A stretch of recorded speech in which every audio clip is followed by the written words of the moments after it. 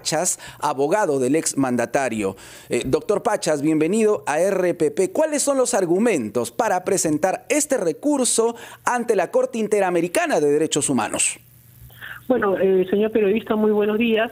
Lo que yo quiero señalar en este preciso momento es que esa es información, de acuerdo a ley, nosotros la teníamos en carácter reservado. La teoría del caso del presidente Castillo le va a ser oportunamente notificadas a las respectivas autoridades. Sin embargo, dejamos pendiente lo siguiente. El presidente Castillo, para ser vacado, necesitaban 104 votos y solamente llegaron a 101. En segundo lugar, la detención del presidente Castillo fue completamente ilegal, fue apuntado con rifle y armamento pesado y delante de su menor hija y a su vez también de su esposa, lo encañonaron, lo enmarrocaron y lo detuvieron. 3, estando detenido, le quisieron golpear y lo quisieron golpear y los oficiales específicos y los nombres también se han dado. Todos esos argumentos han sido expuestos ante los jueces peruanos y no ha habido antejuicio y nos han dicho que... Pero el expresidente Castillo...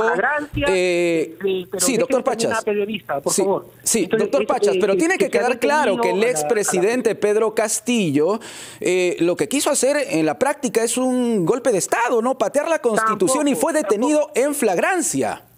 Se vuelve a equivocar, señor periodista. Si usted ve el argumento del fiscal, según el fiscal dice que el presidente Castillo se iba a la Embajada de México, según lo que dice el fiscal, y según ese argumento fiscal de cara a la ley penal, tendría que haberse ido a recoger las armas o a traer las armas, o a ir a su cuartel o a ir a un sitio donde están las armas. Y en la Embajada de México jamás hubo armas ni nada por el estilo. Entonces, si vamos a hablar... Pero usted está interpretando en todo caso jurídicamente. Él fue detenido camino precisamente a la Embajada de México, en flagrancia, lo dice el Ministerio Público.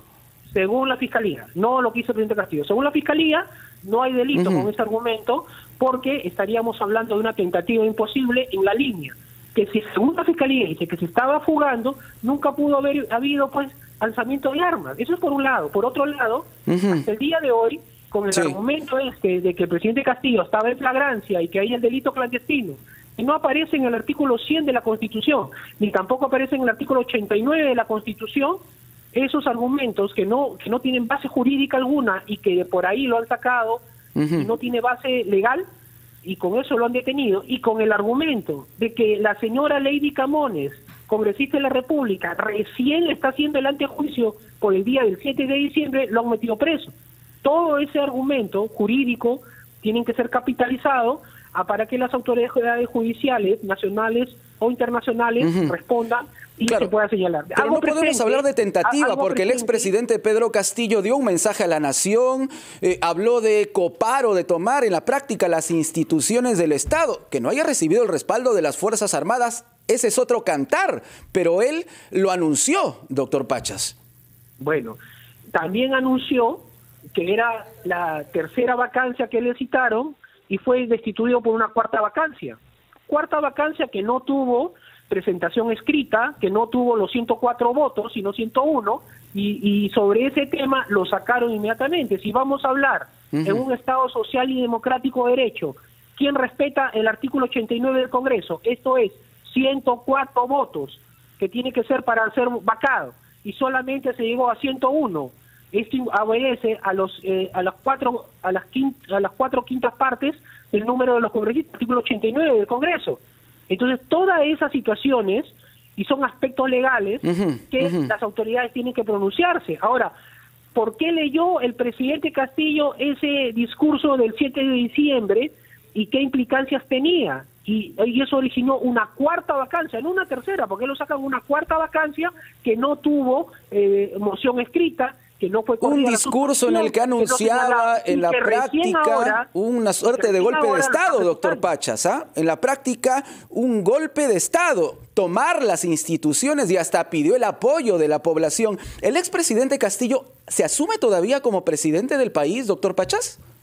Señor, yo le hablo como abogado y de acuerdo a la ley. El artículo 89 del Congreso dice claramente, para ser vacado a un presidente de la República y hacer un antejuicio, tienen que tener 104 votos. Eso lo dice la ley y la matemática. Si usted ve el audio y el video de ese día del 7 de diciembre, fueron 101 votos, no fueron 104. Eso es matemática simple. Lea usted el artículo 89, eso es uno. Dos, no existió antejuicio para el presidente Castillo. Tan es así que la Corte Suprema dice no es necesario antejuicio porque encontraba el flagrante. Pero eso no dice ni el artículo 100 ni el artículo 89 del Congreso, ni tampoco el Congreso. La señora Lady Camones lo ha citado el viernes al presidente Castillo para que cite en calidad de testigo de sí mismo siendo inculpado que leyó el imputado y una mezcla entre testigo y inculpado por el 7 de diciembre. Es decir, recién le está haciendo el antejuicio al presidente Castillo, pero le pone el título... Hemos escuchado sus argumentos, doctor Pachas. Por eso le preguntaba si el expresidente Castillo todavía se considera jefe de Estado desde prisión.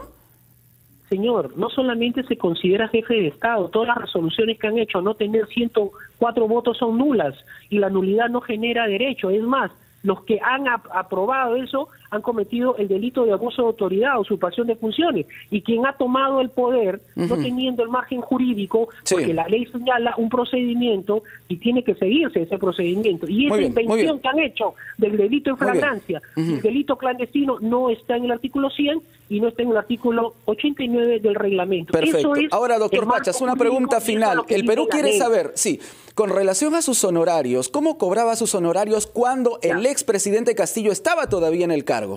Le agradezco muchísimo. Sería bueno que lo aclare. Nunca he cobrado un sol del Estado. Me afirmo y me ratifico. Y el día domingo 19 de febrero ha salido un programa contracorriente de este señor Torbay, que ha señalado un memorándum en su programa, memorándum 83-2023 DP/56 de fecha 9 de febrero de 2023, que el actual subsecretario general, señor Juan Enrique Alcántara Medrano, lo firma, actual subsecretario de Palacio de Gobierno, dice en el minuto 43.48 de ese programa que yo no he recibido ni un dinero, ni un sol. Dice la frase: Eduardo Reni Pachas renuncia al pago de honorarios y no presenta entregables. Entonces, este señor comienza su programa diciendo que yo recibí 78.000 y al final dice, no recibió 78.000, recibió 15.000. Y saca este memorándum y pese a que el memorándum lee y se dice que no he recibido un sol, y lo dice el señor Juan Espinosa Alcántara Medrano con el memorando 83-2023 de fecha 9 de febrero, este señor dice que yo recibí un sol. Yo le mandé una carta notarial, salió un medio de comunicación, porque esto lo saca primero la República, le mandó una carta notarial, no se han rectificado, y este señor vuelve a señalar que yo ya no cobré 78.000, sino 15.000. Pero cuando esta carta dice que yo no he cobrado ni un solo sol, y después ponen y dicen, renunció al pago porque era ilegal. Pero si yo renuncio al pago, entonces no he recibido ni un sol, pues. ¿Nos está diciendo que usted ha asumido la defensa del expresidente Castillo de manera gratuita? No, tampoco he dicho eso. Yo tengo un contrato personal con el señor Pedro Castillo de honorarios y lo guardo en la más estricta reserva. ¿Pero quién le paga? ¿Le paga el expresidente Castillo entonces? Señor, yo solamente digo que eso lo guardo en reserva, solamente le estoy preguntando nada más, ni siquiera le estoy preguntando cuánto le pagan. ¿Quién le paga? Es lo que el Perú quiere saber. El Perú quiere saber, bueno, yo hago referencia al secreto tributario, solamente dejo en apunte lo siguiente. No he recibido ni un dinero del Estado en ese periodo y esa información de contrapunto... Entonces, ¿quién le paga? Solo respóndanos eso, doctor Pachas. ¿Quién le paga a usted? Yo me reservo, solamente te digo que mis pagos son bancarizados y con informe a la SUNAT en la línea de me recibo. Perfecto, no quiere usted revelar quién le paga entonces. Muchísimas gracias. Eduardo Pachas, abogado, defensa legal del expresidente Castillo, en diálogo con RPP y aquí en Encendidos.